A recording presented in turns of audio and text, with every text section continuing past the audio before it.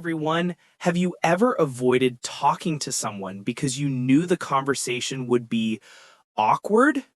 Maybe you stayed quiet when a coworker took credit for your idea, or you didn't tell your friend they hurt your feelings.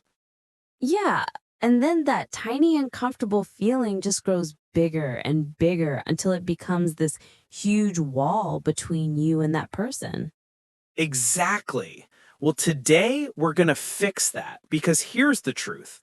Avoiding uncomfortable conversations doesn't make them go away. It just makes everything worse.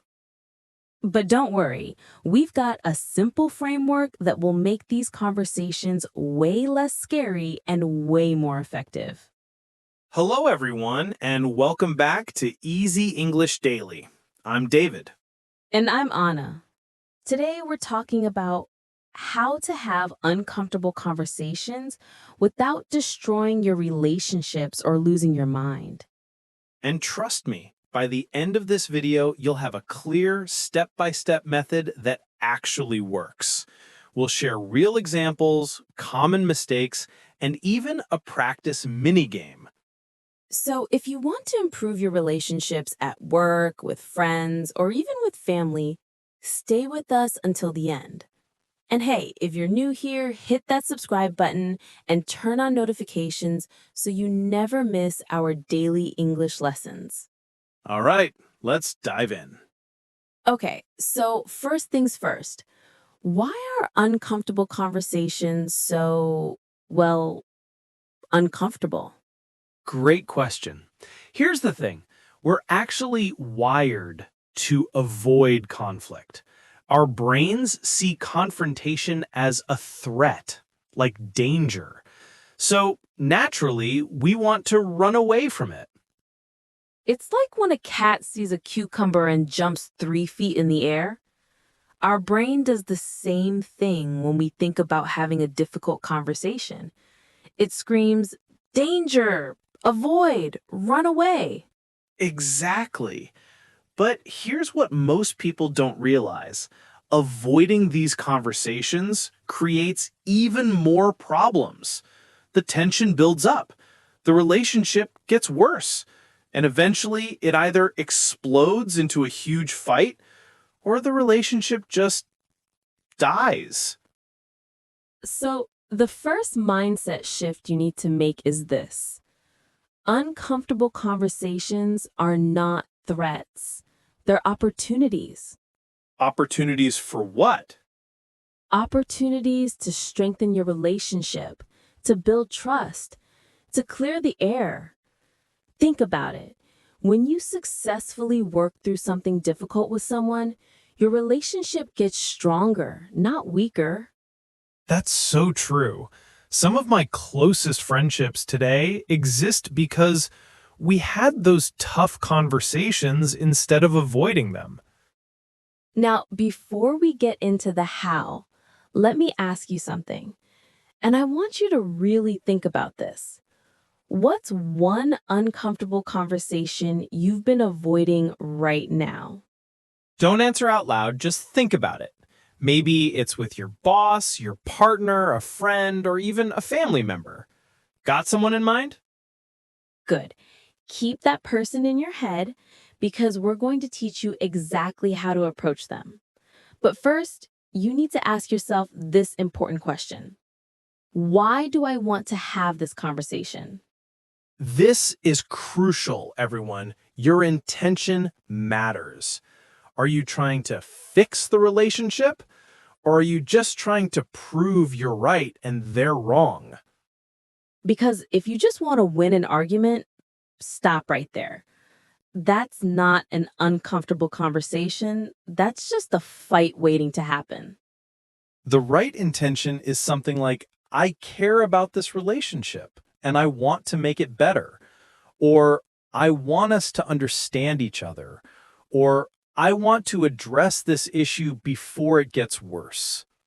If that's your intention, then you're ready to move forward. All right, now let's talk about the actual conversation. And this is where most people mess up. They either start too aggressively or they're so vague that the other person has no idea what's wrong. So here's what you do instead. You start with what we call the announcement. You literally tell the person, I need to have an uncomfortable conversation with you. Wait, really? Just say it straight like that? Yes. And here's why this works. When you announce it, you're giving the other person a heads up. Their brain can prepare. They can take a deep breath. They know something serious is coming, so they're less likely to be blindsided. That makes sense. It's like when a doctor says, this might sting a little before giving you a shot. You're still getting the shot, but at least you're mentally ready for it. Exactly. Now, here's the next part, and this is really important. If you're nervous about having this conversation, which most people are, you should say that too. What do you mean? You say something like, I'm actually nervous about this conversation because I'm worried I might say the wrong thing or make things worse. So please be patient with me as I try to explain. But this relationship matters to me, and that's why I want to talk about it. Wow, that's vulnerable. It is. And that's the point.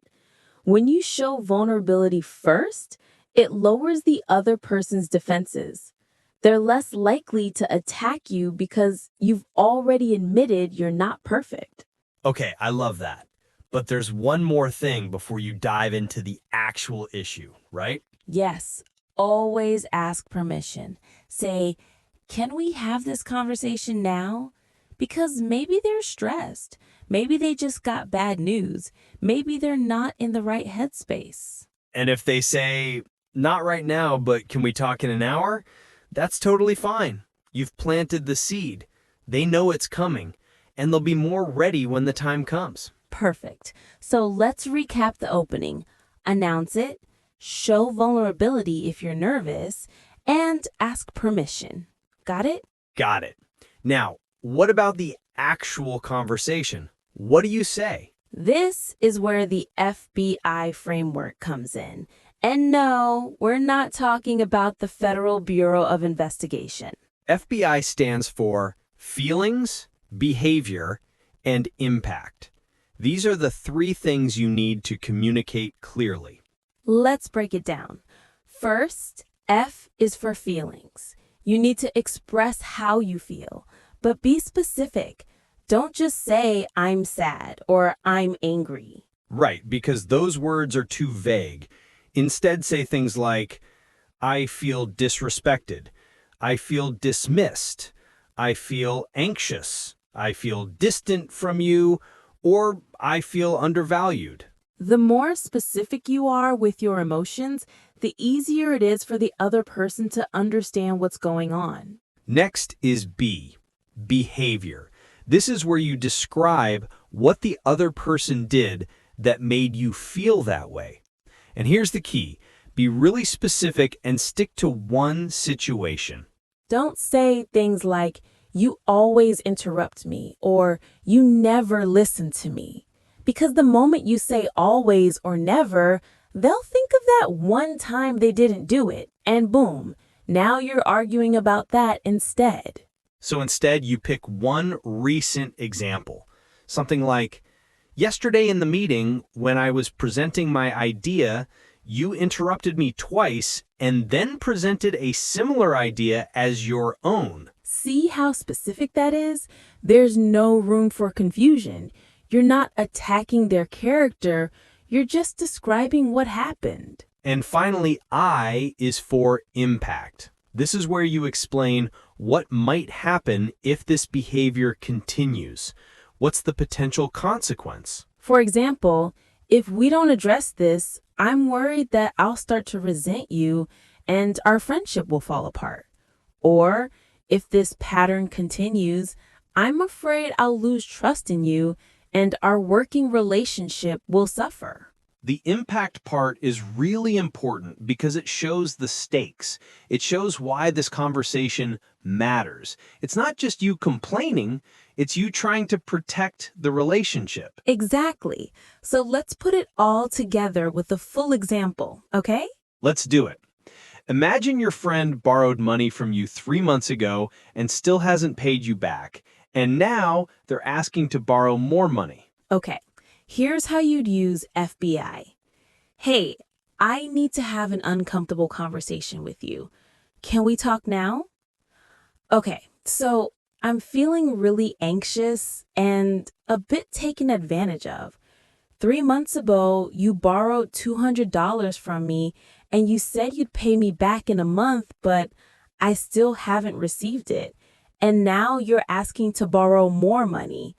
I'm worried that if we don't clear this up, it's going to create resentment between us. And I don't want money to ruin our friendship. Perfect.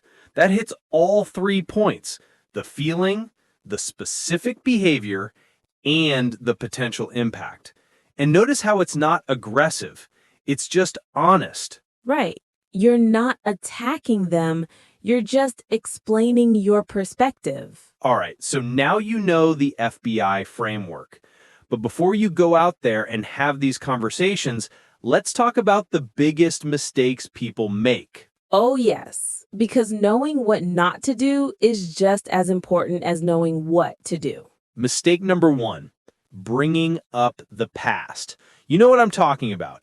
You start talking about one issue and suddenly you're like, and remember that time 2 years ago when you did this other thing? Oh, no, don't do that. That's called kitchen sinking because you're throwing everything, including the kitchen sink, at them. Exactly. Stick to one issue at a time. If you have multiple problems, have multiple conversations. Don't dump everything on them at once. Mistake number 2, using you statements that sound like attacks.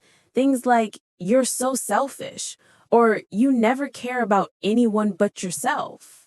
The moment you attack someone's character, their defenses go up. They stop listening and start defending themselves. Instead, use I statements. I feel hurt when, or I noticed that. Mistake number 3, having the conversation when you're super angry or emotional. If you're so upset that you can barely think straight, that's not the time. Right, because when you're flooded with emotion, you can't think clearly. You're going to say things you regret. So wait until you've calmed down a bit, maybe wait a day or two. But don't wait too long. Some people wait months or even years, and by then they've built up so much resentment that when they finally talk, it explodes. The sweet spot is calm enough to think clearly, but soon enough that the issue is still fresh and solvable. Mistake number 4, and this is a big one, only talking and not listening. Oh, this is huge. An uncomfortable conversation is not a monologue. It's a dialogue. You need to listen to their side too. So after you've shared your FBI, feelings, behavior, and impact, you need to stop talking and listen. Really listen. And here's how you do active listening.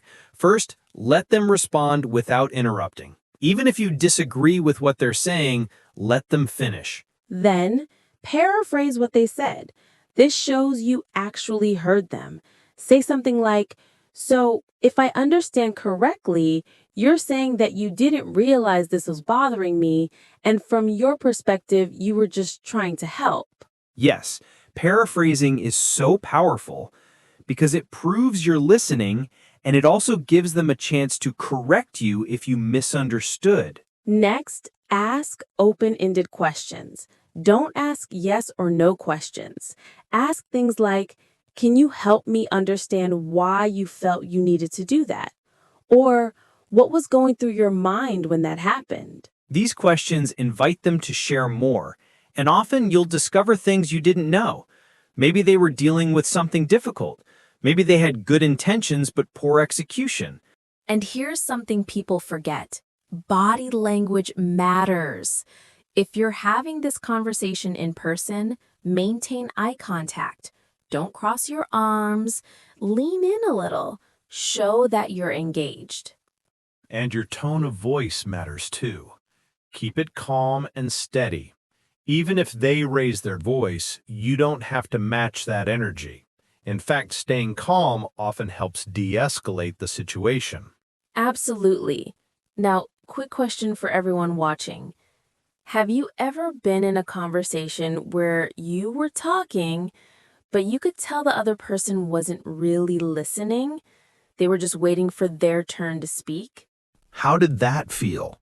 Probably pretty frustrating, right? That's why active listening is so important. Don't be that person. All right, let's do a quick mini game to practice. David, I'm going to give you a scenario, and I want you to respond using the FBI framework. Ready? Oh no, I'm being put on the spot. Okay, I'm ready. Here's the scenario. Your roommate has been eating your food from the fridge without asking, and it's happened 4 times this month. You're annoyed, but you don't want to start a fight. What do you say? Okay, let me think. Hey, I need to have an uncomfortable conversation with you. Can we talk for a minute? So, I'm feeling frustrated and a bit disrespected. Over the past month, I've noticed my food missing from the fridge, like my leftovers and the sandwich I made yesterday. I know it might seem small, but when I come home hungry and my food is gone, it really bothers me. If we don't set some boundaries around shared space, I'm worried I'm going to start feeling resentful, and I don't want that to affect our living situation. That was really good. You hit all the points. You were specific about the behavior, you named the feeling, and you explained the impact. Thanks! Honestly, practicing it out loud like this helps. Everyone watching, try this at home. Talk to yourself in the mirror if you have to. It sounds silly, but it works. It really does. The more you practice, the less scary it becomes. Uncomfortable conversations are like a muscle. The more you use it, the stronger it gets. Okay, so we've talked about how to start the conversation, how to use the FBI framework, and common mistakes to avoid. But here's the reality. Sometimes, even when you do everything right, the other person doesn't respond well. Yeah, that's the part nobody talks about.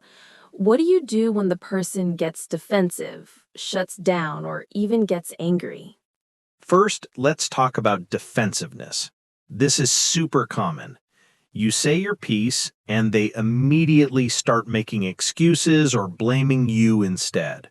For example, you might say, I felt hurt when you canceled our plans last minute.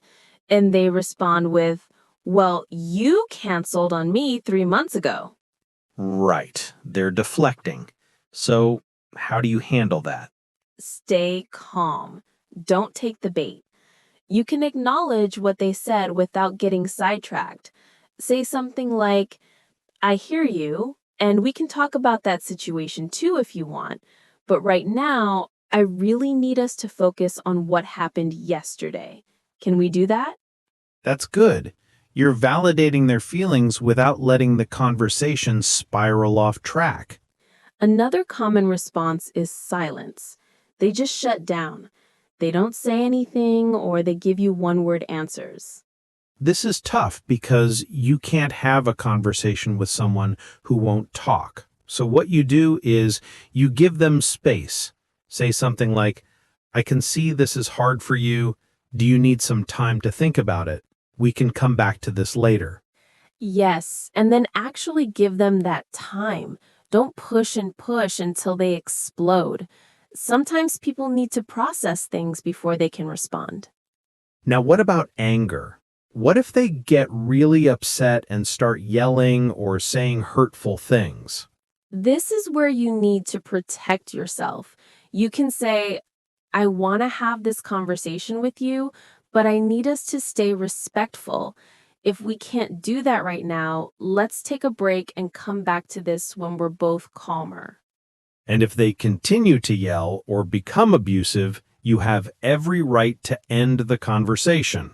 You can say, I'm going to step away now because this isn't productive. We can try again later. Exactly.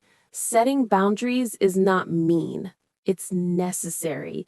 You deserve to be treated with respect, even during difficult conversations. Now, let's say the conversation goes well. You both talk, you both listen, and you reach some kind of understanding. What happens next? This is where the follow-up comes in, and most people skip this part, but it's actually super important. A few days after the conversation, check in with them. Send a text or talk to them in person.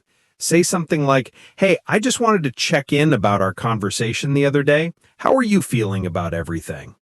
This shows that you care about them and the relationship. It's not just about getting your feelings out there, it's about making sure both of you are okay moving forward. And here's another key thing. Follow through on any commitments you made during the conversation. If you said you would do something differently, actually do it. Right, because actions speak louder than words. If you had the conversation but nothing changes, then what was the point? Now, I want to be real with you for a second.